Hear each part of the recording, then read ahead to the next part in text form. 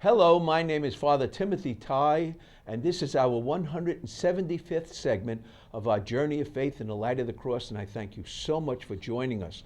We look up on our screen and we see the theme. After Israel was destroyed in 722 BC, that's the northern kingdom, the Levites took an old commentary of the law to Judah. Then the D-scribes down in Judah took the commentary into exile in Babylon and used it as the core of the book of Deuteronomy, the morality used to judge Jesus. So we'll be going from Moses to Jesus. We go on to our next screen and we read. Isaiah 1 used this commentary with King Hezekiah in 701 as the Assyrians surrounded Jerusalem. 2 Kings 18:6, Hezekiah was loyal to the Lord and observed all the commands of Moses. It seemed good, but poor Hezekiah foolishly rebelled. So Sennacherib sent an envoy to demand surrender.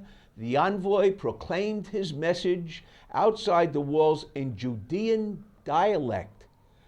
Eliakim said, please speak in Aramaic, the international language. Do not speak in Judean within ear of our people. The Judean dialect would later be called Hebrew. We'll get to this in a later segment. We go on to our next screen. Hezekiah's son, however, was not good. He buried the law and used Asherah Porneia to corrupt and control the people, as Pharaoh used Porneia to corrupt and control the slaves. And this was all foreshadowed by the flood story. It foresaw this with imagination, the faculty of imagination. So, 21:13, the Lord said, I will wipe Jerusalem clean. Remember, he says, I will wipe the earth clean in the flood story. It foreshadowed this will always be a problem. The commentary was refound as Josiah restored the temple with the support of faithful elites and Jeremiah. Now, faithful elites is important because sometimes we put down the elite, but sometimes they're very valuable and very faithful when nobody else is. Hilkiah said, I found the book of the law. They found it again. But Josiah rebelled, like his grandfather, and was killed by the Assyrians, which led to the first exile in 598. Now, the scholars all agree that the core of the commentary is chapters 12 to 26. We go to our next screen. This segment, 175, is an overview of first 11 chapters, which use Moses' words and law to empower the core, 12 to 26. So we're filling in the first 11 chapters. Deuteronomy finally fit together as the exiles saw Cyrus coming to free them to return to Jerusalem in 540. So for 60 years they had tried to figure out how this all fits together. And it didn't fit together till they saw Cyrus coming to say, go home. The D-scribes saw the exiles in Babylon in the same situation as Joshua 700 years before crossing the Jordan, and Israel crossing over the Jordan about 1240 BC. So the exiles would cross Jordan to Judah in 540, 700 years later. So Moses' last words were fitting for both groups. That's what's important. Deuteronomy begins with Moses' first speech and ends at Deuteronomy 4:40. It reviews the wondrous events of the Exodus over 40 years, which revealed and emphasized God's love for Israel. We go to our next screen and we read.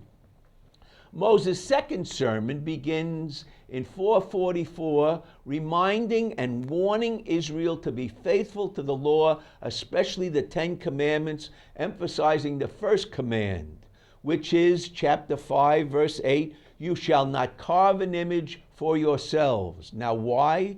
God created man with a wondrous faculty we call the imagination, which is yetzer in Hebrew, which is essential for love and co-creating God's kingdom. Porneia images stir up evil images and feelings in the imagination and cause hell on earth.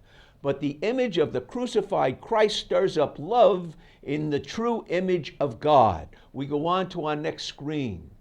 Until the Messiah comes, God forbid Israel to see the image of God in any goy. Thus Israel was forbidden to love goyim. Because original sin broke human relationships with God, the image of God in humans is a deceit. So the Shema prayer in Deuteronomy 6:4, right after the Ten Commandments, demands love more of willpower. That is, a more responsible love than a powerful feeling of love.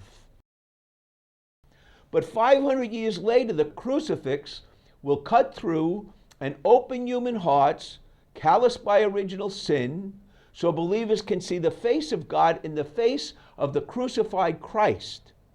The crucified Christ, by crossing the Jordan, empowered believers to see love in the face of God in others. So Jesus crosses over the eternal Jordan River. We go on to our next screen.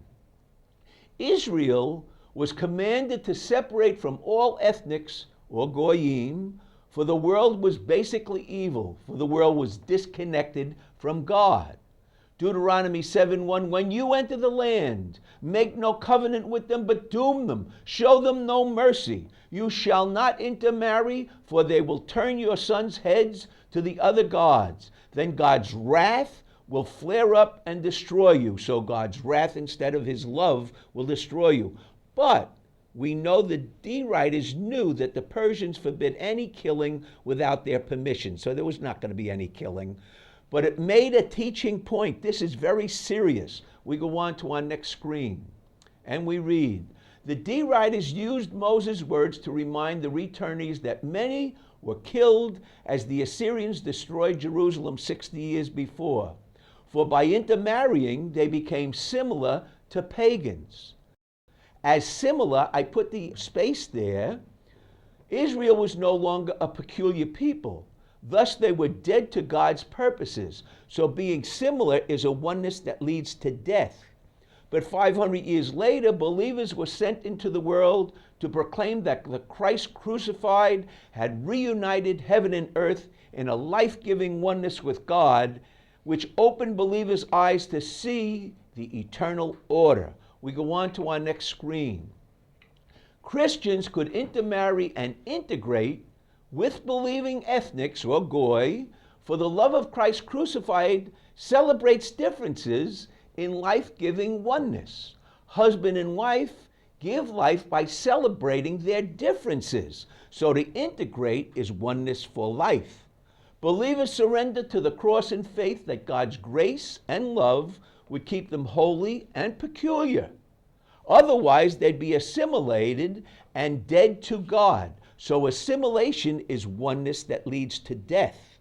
Without the light of the cross, the images of the world will stir up evil thoughts and feelings in the mind and heart of believers and create hell on earth. We go on to our next screen. Deuteronomy 7:5, tear down their altars, burn their images. God chose you to be peculiarly his own. And as a reward, he will love, bless, and multiply you. No man or woman shall be childless, nor will there be any barren animals in your care. The Lord will remove all sickness and affliction. Now, God had to correct this, so he had Isaiah at the same time preach. Isaiah 2 wrote, the Lord will redeem all curses, not remove them.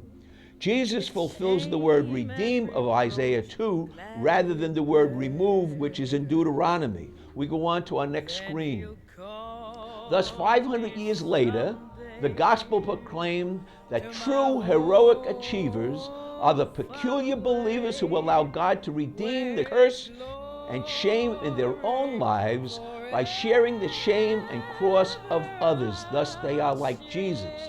Jesus took the shame of the cross and he transformed the curse into a blessing. We go to our next screen and we read, after Israel was destroyed in 722 BC, the Levites took an old commentary of the law to Judah. Then the D-scribes took the commentary into exile in Babylon and used it as the core of the book of Deuteronomy, the morality used to judge Jesus. I thank you so much for joining us for this 175th segment of our journey of faith in the light of the cross.